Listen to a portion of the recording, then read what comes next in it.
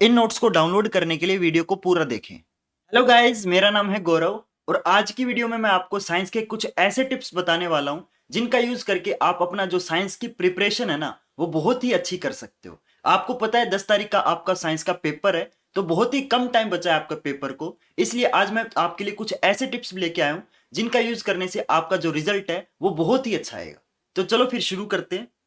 वैसे तो आपको देखो साइंस की तैयारी करने के लिए नोट्स की बहुत जरूरत है, लेकिन अब टाइम बहुत कम बचा है तो आप खुद के नोट्स तो नहीं बना सकते। इसलिए मैं आप सबके लिए नोट्स लेके आया हूं।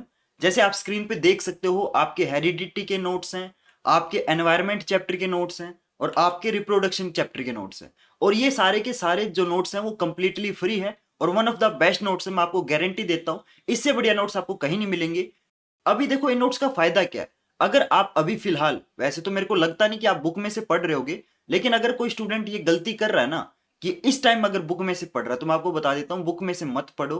क्योंकि बुक में अगर तुम पढ़ने जाओगे तो कुछ भी समझ नहीं आने वाला, क्योंकि बुक में पढ़ने का टाइम गया आपका।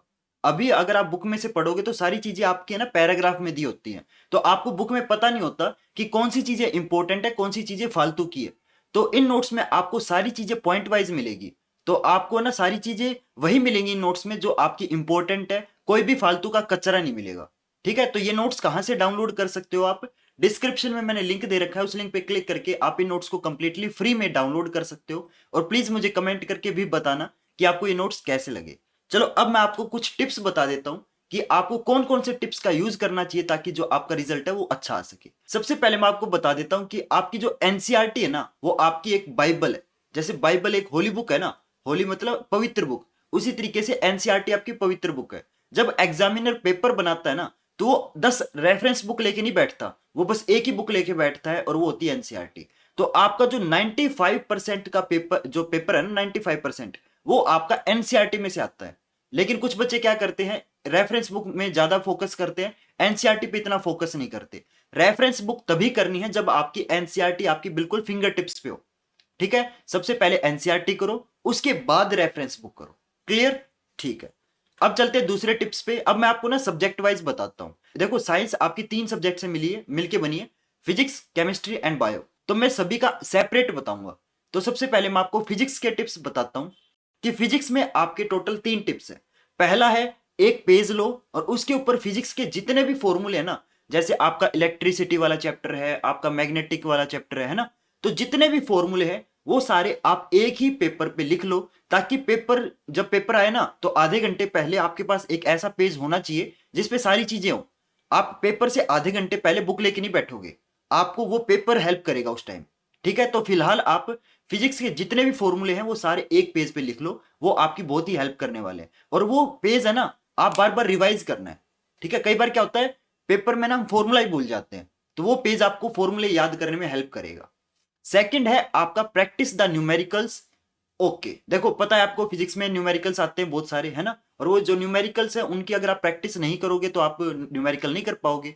तो जितने ज्यादा हो सकते हैं उतने ज्यादा न्यूमेरिकल्स आपको करने हैं। ज्यादा से ज्यादा प्रैक्टिस करो। एनसीईआरटी वाले न्यूमेरिकल तो टिप्स पे होने चाहिए, एनसीईआरटी का तो एक भी न्यूमेरिकल छोड़ना ही नहीं है। और बाकी न्यूमेरिकल्स के लिए आप सैंपल पेपर्स की हेल्प ले सकते हो, या कोई रेफरेंस बुक आपके पास जैसे एस चांद है, तो ऐसी बुक्स की आप हेल्प ले सकते हो न्यूमेरिकल्स की प्रैक्टिस करने के लिए। थर्ड है आपका, फिजिक्स के अंदर देखो बहुत सारे डायग्राम होते हैं, जैसे आपका सोलिनोइड का डायग्राम हो गया, आपका इलेक्ट्रिक सर्किट वगैरह होते हैं, तो उनके डायग्राम की थोड़ी बहुत प्रैक्टिस होनी चाहिए आपको। आपको अगर एग्जाम में ऐसे पूछा जाता है कि सोलिनोइड का मैग्नेटिक फील्ड वाला डायग्राम बनाओ, तो अगर आपने प्रैक्टिस कर रखी होगी तो बहुत आसानी से आप बना दोगे। ठीक है, तो डायग्राम्स की भी प्रैक्टिस करनी है। तो ये 3 टिप्स मैंने आपको फिजिक्स के लिए बता दिए। अब मैं आपको टिप्स बताता हूं केमिस्ट्री के लिए। तो केमिस्ट्री में देखो आपको कौन कौन सी चीजें फॉलो करनी चाहिए। तो पहला है आपका, chemistry can be your weakness as well as your strength. Chemistry एक ऐसा सब्जेक्ट है जो आपके नंबर बहुत ज्यादा बढ़ा भी सकता है और बहुत ज्यादा घटा भी सकता है। क्योंकि केमिस्ट्री में देखो सारी चीजें ना कंसेप्ट वाइज चलती है। जिसको कंसेप्ट क्लियर हो गया वो केमिस्ट्री में अच्छे नंबर ले आता है, जिसको कंसेप्ट क्लियर नहीं हुआ वो फिर फेल हो जाता है। तो मैं आपको यही कहूंगा, पहले अपने ना कंसेप्ट क्लियर करो। ठीक है, फिर आता है आपके, देखो केमिस्ट्री के अंदर 2 चैप्टर हैं, एक आपका पीरियोडिक टेबल वाला, दूसरा आपका कार्बन वाला। ठीक है, दोनों ही बहुत इंपॉर्टेंट है। कार्बन वाले चैप्टर के अंदर है ना काफी चीजें इंपॉर्टेंट होती हैं, जैसे कि आपका नोमेनक्लेचर है एंड आपके जो फंक्शनल ग्रुप है। ये ऐसी चीजें हैं जो आपकी बिल्कुल फिंगर टिप्स पे होनी चाहिए। अगर आप ये चीजें मिस कर देते हो ना, इसका मतलब है आपके कार्बन वाला पूरा चैप्टर ही बचा हुआ है, क्योंकि कार्बन वाले चैप्टर के अंदर 2-3 चीजें ही ऐसी है जो इंपॉर्टेंट है, और उनमें से मैंने 2 आपको बता दी। एक फंक्शनल ग्रुप आपको पता होना चाहिए, दूसरा आपका नोमेनक्लेचर। ठीक है, ये दोनों चीजें आपको सबसे पहले करनी है केमिस्ट्री के अंदर। फिर आता है दूसरा चैप्टर है आपका पीरियोडिक टेबल वाला। उसके अंदर देखो आपका एक तो मेंडलीव का पीरियोडिक टेबल, दूसरा आपका मॉडर्न पीरियोडिक टेबल। ये 2 ऐसे पीरियोडिक टेबल है जो आपके टिप्स पे होने चाहिए, और मैं आपको गारंटी देता हूं मेंडलीव वाला जो पीरियोडिक टेबल है ना, उसके ऊपर एक क्वेश्चन पक्का आएगा। तो मेंडलीव वाला जो कंसेप्ट है वो पूरा आपको रट के लेके जाना है, कुछ भी छोड़ना मत। ठीक है, और पता है इस चैप्टर में कुछ क्वेश्चन ऐसे आते हैं कि अगर हम अलोंग द पीरियड वाइज जाएं या अलोंग द ग्रुप वाइज जाएं तो मेटेलिक कैरेक्टर इंक्रीज होता है या डिक्रीज होता है, एटॉमिक रेडियस इंक्रीज होता है डिक्रीज होता है, इलेक्ट्रोनेगेटिविटी इंक्रीज होती है डिक्रीज होती है along the period and along the group. तो ऐसी चीजें आपको पता होनी चाहिए। ये कब पता होंगी? जब आपको पूरा पीरियोडिक टेबल याद होगा एंड उसका जो कंसेप्ट है वो पूरा क्लियर होगा। ठीक है, एंड एक और चीज मैं बता देता हूं, आपको पहले 20 जो एलिमेंट है ना उनका एटॉमिक नंबर के साथ उनका जो नाम है वो भी पता होना चाहिए। इस चैप्टर में ना आपका एक क्वेश्चन ऐसा जो आपका हर साल पूछा जाता है, वो क्वेश्चन कौन सा है मैं बताता हूं। जैसे कोई भी आपको बोल देंगे कि एक एलिमेंट है जिसका नाम एक्स है और उसका एटॉमिक नंबर बता देंगे। फॉर एग्जांपल मान लो एक एलिमेंट है एक्स नाम रख दिया और उसका एटॉमिक नंबर 11 है, तो आपसे पूछेंगे कि एक्स एलिमेंट कौन सा है। सिंपल सी बात है, जिसको एटॉमिक नंबर वगैरह याद होंगे वो तो बहुत आसानी से बता देगा कि सोडियम है वो, क्योंकि सोडियम का ही तो एटॉमिक नंबर 11 होता है ना। तो ऐसे कंसेप्ट आपको क्लियर होने चाहिए। ठीक है, अब आती है आपकी बायोलॉजी। तो बायोलॉजी के अंदर कौन कौन से टिप्स आपको फॉलो करने चाहिए वो मैं आपको बता देता हूं। तो बायोलॉजी के अंदर आपके टोटल 4 टिप्स हैं। आपको पता है बायोलॉजी जो है एक आपका थ्योरेटिकल सब्जेक्ट है। फिजिक्स और केमिस्ट्री थ्योरेटिकल नहीं है, इतना थ्योरेटिकल नहीं है जितना बायोलॉजी है, क्योंकि उनके अंदर हम ऐसे बोल सकते हैं कि न्यूमेरिकल आते हैं, लेकिन बायोलॉजी के अंदर कोई भी न्यूमेरिकल नहीं होता, सारा आपका थ्योरी बेस्ड होता है। और थ्योरेटिकल सब्जेक्ट अगर आप नोट्स की हेल्प से प्रिपेयर करते हो तो आपको बहुत हेल्प मिलेगी। और नोट्स आपको मैंने बताया था स्टार्टिंग में कि मैंने बहुत सारे नोट्स बना रखे हैं, उनका लिंक मैंने डिस्क्रिप्शन बॉक्स में दे रखा है, उन पे क्लिक करके आप इन नोट्स को कंप्लीटली फ्री में डाउनलोड कर सकते हो। और प्लीज अपने फ्रेंड्स एंड क्लासमेट्स के साथ भी शेयर करना। तो बायोलॉजी का तो मैंने सिंपल तरीका बता दिया, नोट्स से पढ़ो और नोट्स मैंने बना रखे हैं। क्लियर?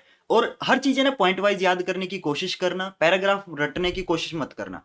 पैराग्राफ रटोगे तो समझ नहीं आएगा, पॉइंट वाइज याद करना। ठीक है, और मैंने आपको बताया था जो नोट्स मैंने बनाए वो पॉइंट वाइज है, तो सारी चीजें आपकी नोट्स से आपको हेल्प मिल जाएगी।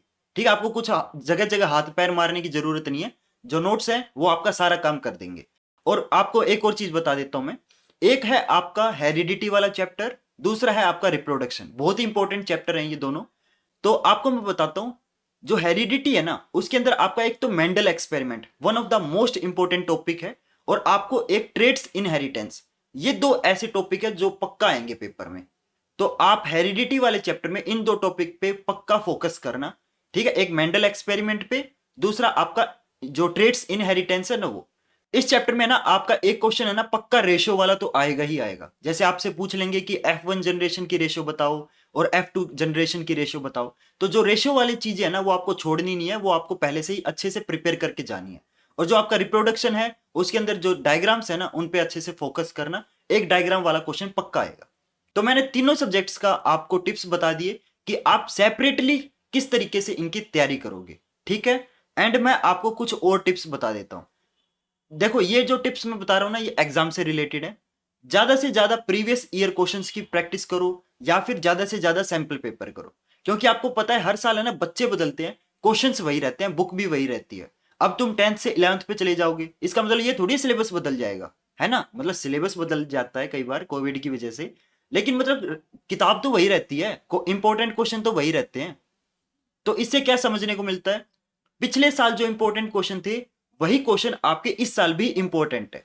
तो आपको प्रीवियस ईयर क्वेश्चंस करने हैं, आपको सैंपल पेपर करने हैं। जितने ज्यादा ये करोगे ना तो आपकी प्रैक्टिस बन जाएगी।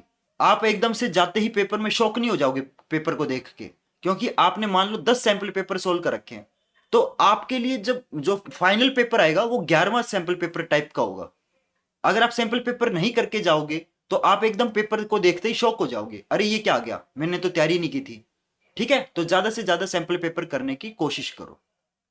फिर आता है आपका do paper in reverse direction. आपको पता है स्टार्टिंग में जो क्वेश्चंस होते हैं वो 2-2 नंबर के होते हैं, फिर 3-3 नंबर के, लास्ट में 4-4 नंबर वाले क्वेश्चन मिलेंगे आपको। पेपर को रिवर्स डायरेक्शन में करना है। यानी कि पेपर में पहले वो क्वेश्चन करने हैं जो आपके ज्यादा नंबर के हैं, यानी कि पहले वो क्वेश्चन करो जो 4-4 नंबर के हैं, फिर आप वो क्वेश्चन करो जो 3-3 नंबर के हैं, फिर आप वो क्वेश्चन करो जो 2-2 नंबर के हैं, ताकि अगर आपका लास्ट में पेपर छूट भी जाए ना तो आपको ऐसा फील ना हो कि यार मेरा तो बड़ा ज्यादा नंबर वाला क्वेश्चन छूट गया। ठीक है, तो हमेशा पहले वो क्वेश्चंस करने चाहिए जो ज्यादा नंबर वाले हैं। ठीक है, फिर आता है आपका try to complete paper in 1 hour 45 minute। आपको पता है पेपर आपका 2 घंटे का होता है ना, तो कोशिश ये करो कि जो पेपर है ना वो आपका 15 मिनट पहले ही खत्म हो जाए, ताकि आपको लास्ट में है ना रिवाइज करने का टाइम मिले। एंड एक और चीज मैं बता देता हूँ, बहुत सारे बच्चे है ना स्टार्टिंग का जो रीडिंग टाइम मिलता है ना, आपको पता है पेपर आपको पहले मिलता है, आंसर शीट बाद में मिलती है। तो आपका जो पेपर पहले मिल जाता है, 15 मिनट पहले मिलता है, उस 15 मिनट का यूज करना है, एक दूसरे का मुंह देख के वेस्ट नहीं करना टाइम को। ठीक है, उस 15 मिनट को यूज करना है, आपको पूरे पेपर के अंदर मार्क कर लेना, उस 15 मिनट के अंदर चेक कर लेना कि ये क्वेश्चन मेरे को आता है, ये नहीं आता, ये थोड़ा सा कम आता है, ताकि आपको पहले पता होना चाहिए, तो एक ओवरव्यू मिल जाएगा आपको पेपर का। ठीक है, और लास्ट में जो 15 मिनट आपने बचाई है उसमें रिवाइज करना है।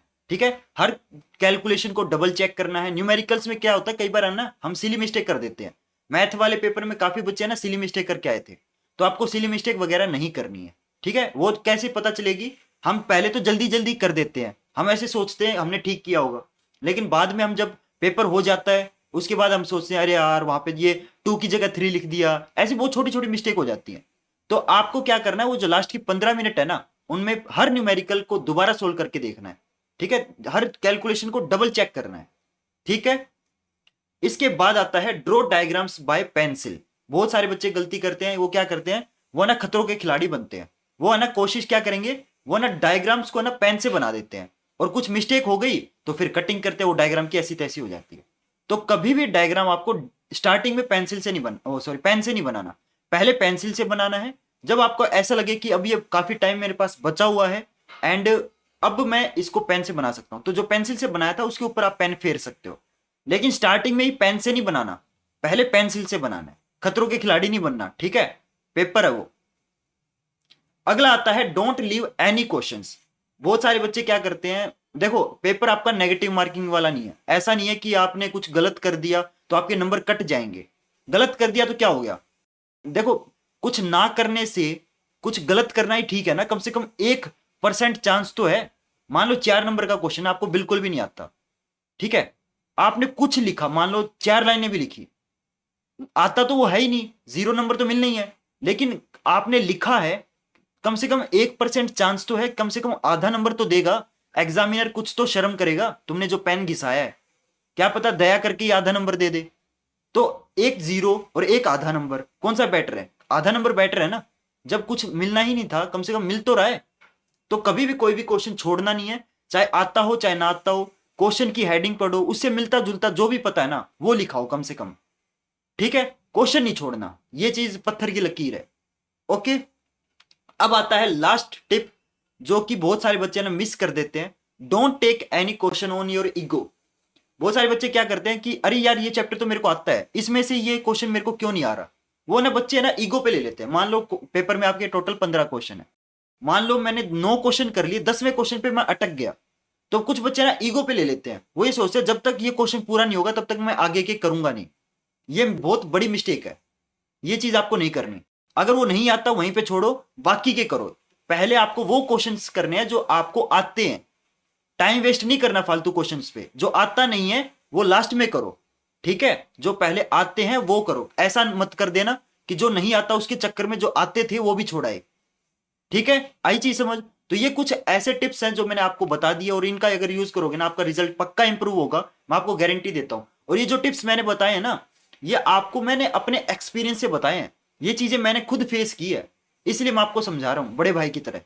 ठीक है, चलो होप करता हूं आपको ये टिप्स अच्छे लगे होंगे। प्लीज इस वीडियो को अपने फ्रेंड्स के साथ शेयर करना, और कमेंट करके जरूर बताना ये टिप्स आपको कैसे लगे, और आप ये भी बताना मेरे को कि अगली वीडियो में आपको किस टॉपिक के ऊपर बनाऊं। और यहाँ पे आपको मेरी इंस्टाग्राम आईडी दिख रही है, अगर किसी को कुछ डाउट है, मेरे से कुछ पूछना है, बातें करनी है, तो आप इस इंस्टाग्राम आईडी पे, ये यूजर नेम आपको दिख रहा होगा, इस पे आप मेरे को मैसेज करके पूछ सकते हो। ओके गाइज, प्लीज वीडियो को लाइक करना मत भूलना, अपने फ्रेंड्स और क्लासमेट्स के साथ शेयर करना मत भूलना, चैनल को सब्सक्राइब करना मत भूलना, क्योंकि मैं इसी टाइप की वीडियोस बनाता रहता हूं। और इंस्टाग्राम आईडी आपको मेरी दिख रही होगी, आप मेरे को वहां पे फॉलो भी कर सकते हैं। चलो मिलते हैं गाइज नेक्स्ट वीडियो में नए टॉपिक के साथ, तब तक के लिए goodbye and have a nice day, bye.